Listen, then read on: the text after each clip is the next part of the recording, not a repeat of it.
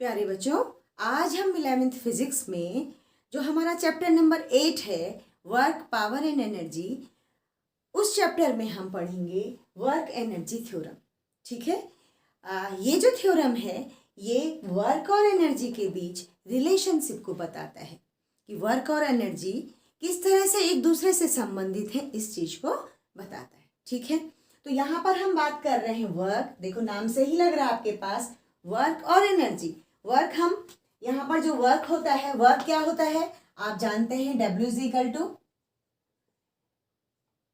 Force dot displacement. अगर हम पढ़ें इसको तो हमारे पास ये होता था।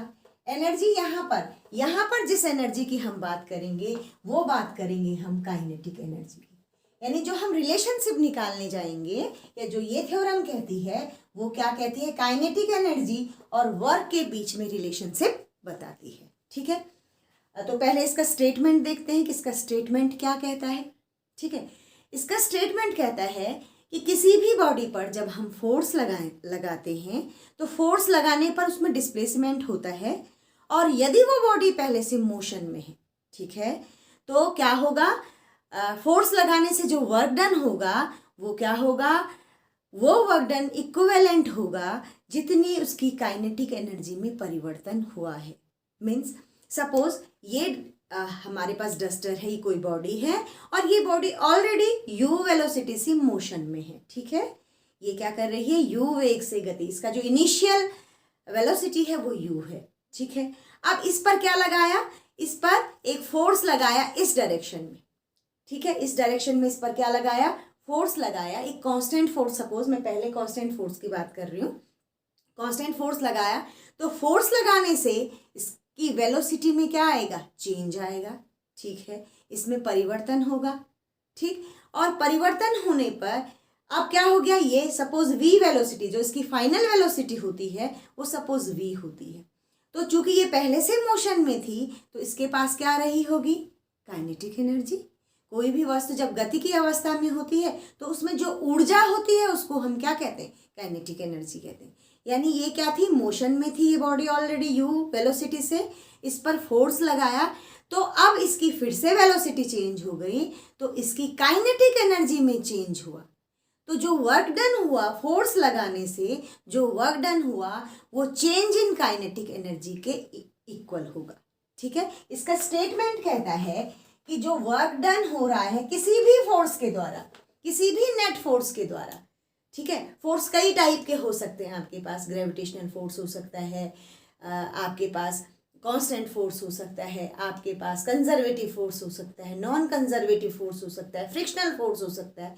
यानी किसी भी फोर्स से यदि डिस्प्लेसमेंट हो रहा है और कुछ कार्य हो रहा है तो जो टोटल वर्क डन है किसके द्वारा, नेट फोर्स के द्वारा, जो टोटल वर्क डन होगा that will be equal to change in kinetic energy. ये कहता है इसका स्टेटमेंट। इसका स्टेटमेंट कह रहा है कि किसी भी वस्तु में, किसी भी बॉडी में जब वर्क डन हो रहा है किसी भी फोर्स के द्वारा तो जो टोटल वर्क डन है वो चेंज इन काइनेटिक एनर्जी के इक्विवेलेंट है। इसको और अच्छे से अगर हम लिखें तो कैसे लिख सकते हैं कि जो वर्क है नेट फोर्स द्वारा, नेट फोर्स का मतलब सारे फोर्स जितने भी उस समय उस बॉडी पर लग रहे हैं उनके द्वारा जो भी कार्य होता है वो क्या होगा, काइनेटिक एनर्जी में चेंज। सपोज इसकी जो फाइनल काइनेटिक एनर्जी है उसका और इनिशियल काइनेटिक एनर्जी के डिफरेंस के इक्वल होगा, के फाइनल माइनस के इनिशियल। डेल का मतलब होता है चेंज।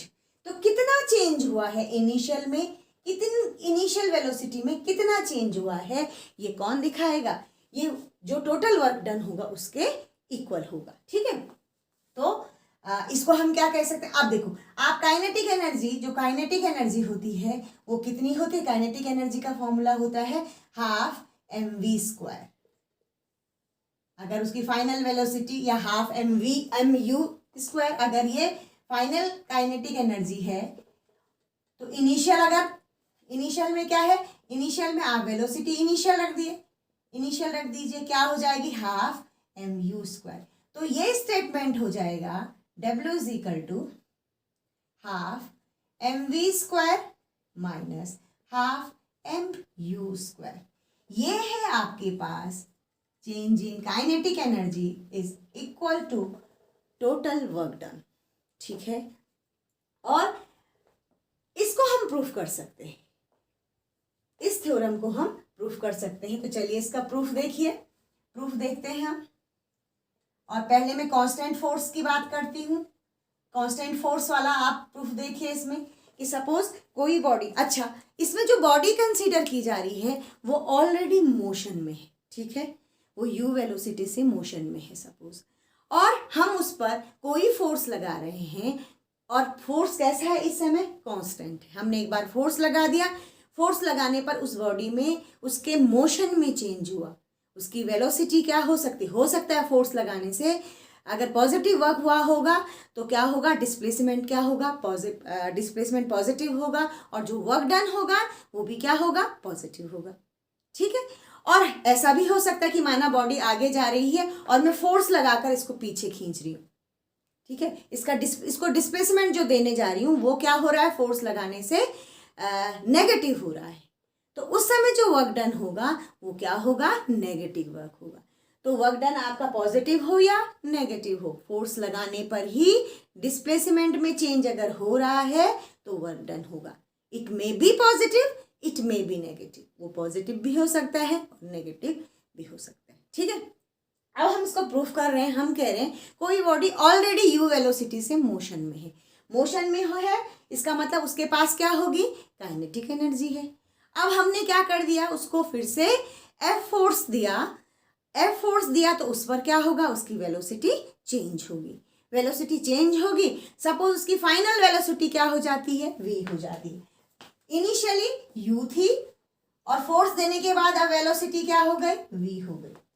ठीक है, तो हम क्या जानते हैं, हम ये जानते हैं कि जो वर्क की डेफिनेशन होती है, वर्क डन कहता है कि आपके पास वर्क क्या होता है, F into S. F force है और एस क्या है, डिस्प्लेसमेंट है। और हम ये भी जानते हैं कि F is equal to Newton का second law, F is equal to M A, Newton second law कहता है F is equal to M A. तो आप इस इक्वेशन में इसको इक्वेशन 1 बोल दीजिए, यहाँ पर एम ए की वैल्यू पुट कर दीजिए एफ की जगह, तो आपके पास डब्ल्यू इज इक्वल टू हो गया एम ए एस, ये हो गई इक्वेशन 2। ठीक है, अब आपके पास क्योंकि ये क्या है, गति की अवस्था में है, तो हम यहाँ पर गति की इक्वेशन यहाँ पर अप्लाई कर सकते हैं। हमारे पास एक इक्वेशन होती है, third equation of motion is v square is equal to u square plus 2as होती है। आप इसको अप्लाई कर दीजिए, ये का क्या है, ये है आपके पास गति की इक्वेशन, ये है आपके पास गति की थर्ड इक्वेशन। ठीक है, थर्ड इक्वेशन ऑफ मोशन। ठीक, और आप क्या कर दीजिए, इसमें दोनों तरफ, इस इक्वेशन में दोनों तरफ m/2 से मल्टीप्लाई कर दीजिए। ठीक है, मल्टीप्लाइंग दिस विद m/2।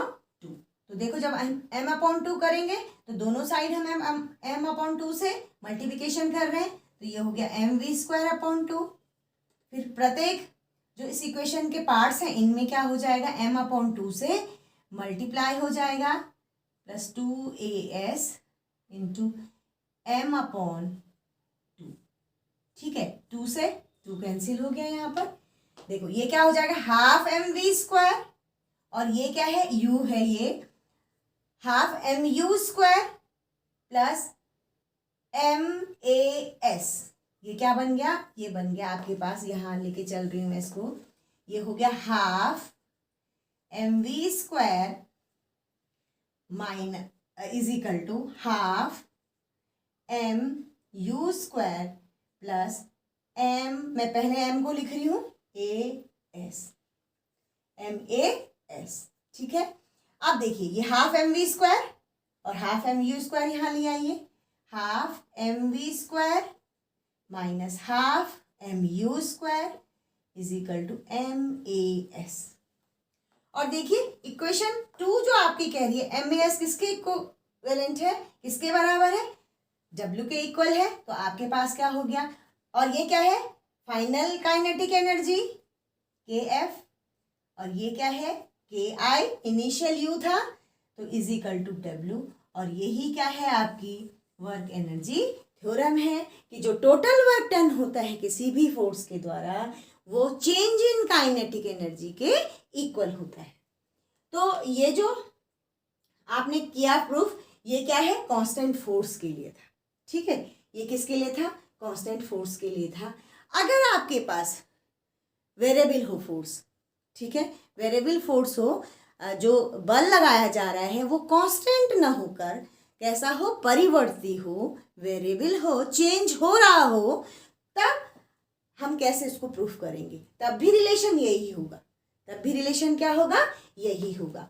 और ये रिलेशन देखिए, ये रिलेशन ऐसा भी, अगर आपके पास इनिशियल वेलोसिटी 0 है, सपोज अगर ये 0 होती, if u is equal to 0, तो आपके पास क्या आ जाएगा, half mv² is equal to MAS को हम क्या कह रहे हैं W, यानी किसी भी बॉडी को रेस्ट से, u इज इक्वल टू 0 का मतलब क्या है, बॉडी किस में है, रेस्ट में है, रेस्ट से मोशन में लाने पर जो कार्य करना पड़ता है वो क्या होता है, उसकी गतिज ऊर्जा के रूप में परिवर्तित हो जाता है ना। ये अपने आप में काइनेटिक एनर्जी का भी कंसेप्ट क्लियर कर रहा है, ठीक है। अब हम जो सेकंड टाइप कह रहे हैं कि अगर फोर्स कांस्टेंट नहीं है, फोर्स कैसा है, वेरिएबल फोर्स है, तब क्या होगा। तो वेरिएबल फोर्स के लिए चलिए यहीं पर मैं यहाँ पर इसको सॉल्व कर रही हूँ। सेकंड मेथड, ये फर्स्ट मेथड है आपके पास, और अब हम सेकंड मेथड करते हैं। सेकंड मेथड, ठीक है, फोर्स कैसा है, वेरिएबल है, ठीक है। सपोज कोई स्मॉल डिस्प्लेसमेंट करने के लिए हम क्या कर रहे हैं, फोर्स लगा रहे हैं, ठीक है। अगर किसी बॉडी में बहुत थोड़ा सा डिस्प्लेसमेंट हम दे रहे हैं तो उसमें जो टोटल वर्क डन होगा वो भी क्या होगा, बहुत छोटा सा होगा, बहुत सूक्ष्म होगा।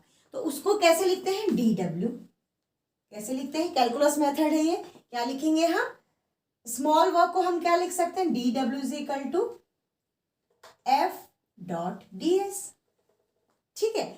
यहाँ पर हम इसकी वेक्टर फॉर्म नहीं ले रहे हैं क्योंकि हमने केवल कैलकुलेशन करनी है यहाँ पर, ठीक है। ds क्या है, स्मॉल डिस्प्लेसमेंट है, स्मॉल फोर्स के द्वारा जो डिस्प्लेसमेंट हो रहा है, या फोर्स के द्वारा यदि बहुत छोटा डिस्प्लेसमेंट हो रहा है तो टोटल वर्क डन भी क्या होगा, बहुत कम होगा, ठीक है। अब यहाँ देखिए F इज इक्वल टू हम क्या जानते हैं, MA, ये DW हो गया, MA इंटू DS, ठीक है। क्यों लिखा हमने, क्योंकि we know that F is equal to MA, ठीक है, ये होता है, ठीक। अब A क्या है आपके पास, एक्सेलरेशन, त्वरण है, और त्वरण को हम क्या कहते हैं, change in velocity with respect to time is equal to acceleration, ठीक है। यानी हम इसको क्या लिख सकते हैं, चेंज इन वेलोसिटी यानी dv/dt with respect to time, वेग में वेग का समय के साथ परिवर्तन, ठीक है, इंटू ds, ठीक। अब यहाँ पर देखिए, यहाँ पे हम क्या करते हैं, इसको थोड़ा सा मैनिपुलेट करके लिख रहे हैं, हम ds/dt कर देते हैं, इसको एक साथ ले आए तो आपके पास क्या हो गया, m ds/dt, इसको मैं पहले लिख रही हूं, इंटू dv, ठीक है। इक्वेशन वही है, हमने इसको थोड़ा सा मैनिपुलेट कर दिया। और ds/dt आप जानते हैं विस्थापन बटे समय या change in displacement with respect to time is equal to velocity, वेग के बराबर होती है, ये हम जानते हैं। तो ये क्या हो जाएगा, m ds/dt is equal to क्या होता है, v, तो ये हो गया v dv, ठीक है। ये क्या है, बहुत छोटा सा वर्क डन था जो क्या है, छोटे से डिस्प्लेसमेंट से के कारण यहाँ पर फोर्स लगाने पर आया था, ठीक है। और अगर हमको टोटल वर्क डन निकालना है तो हम क्या करेंगे, इसका सम कर देंगे या मैथमेटिकली इसको दूसरी तरह से क्या कह सकते हैं, इसका इंटीग्रेशन कर देंगे। अगर मुझे इसको टोटल वर्क डन में बदलना है तो मैं क्या कर दूंगी, इसका इंटीग्रेशन कर दूंगी। तो हमने क्या कर दिया, इसको इंटीग्रेशन कर दिया। ये चलिए दूसरी लाइन में इसको लिखिए। आपने इसको क्या करा, बाय इंटीग्रेटिंग, यहां पर लिख दीजिए बाय इंटीग्रेटिंग, समाकलन करने पर, समाकलन कहते हैं इसको, मीन्स हम होल वर्क निकाल रहे हैं। तो ये क्या हो जाएगा, डी डब्ल्यू is equal to m v d v. और यहां पर देखिए, यहां पर जो आप वेग की लिमिट्स रखेंगे वो क्या रखेंगे, इनिशियल और फाइनल लिमिट। इनिशियल की क्या थी आपके पास, u से किस में चेंज हुआ था, ये v में चेंज हुआ था, तो आपके पास ये हो गया। डी डब्ल्यू का इंटीग्रेशन क्या हो जाएगा, w बराबर, ठीक है, m इंटीग्रेशन के आउटसाइड ले आइए आप m, और ये क्या हो जाएगा v dv और u टू v। आपके पास जो लिमिट है, लोअर लिमिट है u और अपर लिमिट है v, ठीक है। अब आप ये वाला फॉर्मूला भी आप जानते थे, x dx x की पावर n। अगर आपके पास x की पावर n dx का इंटीग्रेशन है तो ये क्या आया था, ये पहले भी मैंने आपको बताया है, x की power n plus one upon n plus one. इसका फॉर्मूला ये है कि आपकी पावर क्या हो जाएगी, एक बढ़ जाएगी और अपॉन में भी n प्लस वन हो जाएगा। तो यहाँ पर v की पावर कितनी है, वन, तो ये क्या हो जाएगा, v square, one plus one v square upon two. तो आपके पास, इसको मैं हटा रही हूं, इसको मैं हटा रही हूं, और ये हो गया m, ठीक है, ये हो गया वी स्क्वायर अपॉन टू, और यहां पर ये लिमिट रख दीजिए आप u टू v, ठीक है। अब लिमिट कैसे आप इसको ओपन करते हैं, आप पहले अपर लिमिट रखते हैं और फिर लोअर लिमिट रखते हैं। यहाँ पर v की जगह पहले हम अपर लिमिट रख देंगे और फिर लोअर लिमिट रख देंगे, और विद माइनस साइन, ठीक है। तो ये होता है m, v ऑलरेडी v है तो v स्क्वायर अपॉन टू, ये अपर लिमिट हमने रख दी, minus u square upon two, ठीक है। इसको अंदर ले जाइए, m v square upon two, इसको 1/2 लिख रही हूँ, minus half m u square, ठीक हो गया। That is final, kinetic final minus kinetic initial I, ठीक है। और यही क्या है, W is equal to del K है, change in kinetic energy. Final kinetic energy में आपके पास इनिशियल काइनेटिक एनर्जी माइनस हो रही है, तो यही क्या शो कर रहा है, W is equal to del K show कर रहा है।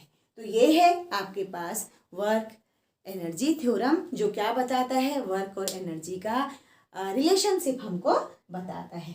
अब ये वर्क आपका पॉजिटिव भी हो सकता है और नेगेटिव भी हो सकता है, ठीक है। और काइनेटिक एनर्जी दोनों ही टाइप के जो वर्क डन हो रहे हैं उनमें चेंज हो रही है। सपोज आपका पॉजिटिव वर्क होगा तो वहाँ पर आपके पास जो फाइनल वेलोसिटी है वो इंक्रीज होगी, ठीक है। और सपोज आपके पास नेगेटिव वर्क अगर हो रहा है तो जो काइनेटिक एनर्जी है वो क्या होगी, डिक्रीज होगी, है ना। जैसे आप बाईसाइकिल चला रहे हैं और बाईसाइकिल चला रहे हैं और कोई आपको क्या करता है, आगे को पुश करता है, तो बाईसाइकिल चलाने पे क्या होगा, आपकी जो वेलोसिटी है वो बढ़ जाएगी। मीन्स जो आपकी फाइनल वेलोसिटी है, फाइनल काइनेटिक एनर्जी है, वो क्या हो जाएगी, इंक्रीज हो जाएगी। क्यों होगी, due to increase in velocity, ठीक। लेकिन अगर आप बाईसाइकिल चलाते समय अचानक ब्रेक लगा देते हैं, ब्रेक लगाते हैं तो धीरे धीरे धीरे आपकी स्पीड क्या होगी, कम होगी और बाईसाइकिल रुक जाएगी। दैट मीन्स वहाँ पर जो आपकी फाइनल काइनेटिक एनर्जी है वो डिक्रीज हो रही है। क्यों, क्योंकि आप नेगेटिव वर्क वहाँ पर कर रहे हैं, ठीक है। तो ये था आपका, और वो किसके इक्वल होगा, जितना कार्य आपने किया है, डेल के जो है वो टोटल वर्क डन के बराबर होगा। और ये वर्क जो है ये किसी भी फोर्स के द्वारा किया गया हो सकता है, ठीक है। तो ये है आपके पास वर्क एनर्जी थ्योरम, और ये एक रिलेशनशिप आपका वर्क और एनर्जी में शो करता है। नेक्स्ट वीडियो में हम इसके आगे पढ़ेंगे कि आपके पास पावर और यहाँ पर पोटेंशियल एनर्जी, काइनेटिक एनर्जी का तो आपके पास कंसेप्ट यहाँ पर आ गया है। अब पोटेंशियल एनर्जी की बात हम नेक्स्ट वीडियो में करेंगे। So stay connected and be happy. Thank you.